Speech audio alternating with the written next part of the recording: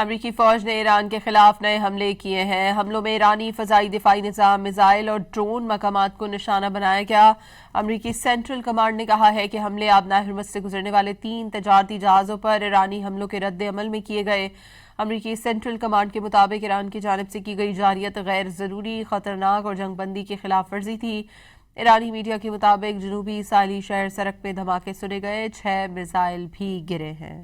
امریکی فوج نے ایران کے خلاف نئے حملے کیے ہیں۔ حملوں میں ایرانی فضائی دفاعی نظام، میزائل اور ڈرون مقامات کو نشانہ بنایا گیا۔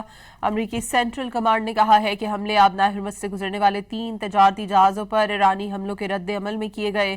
امریکی سینٹرل کمانڈ کے مطابق ایران کی جانب سے کی گئی جارحیت غیر ضروری، خطرناک اور جنگ بندی کی خلاف ورزی تھی۔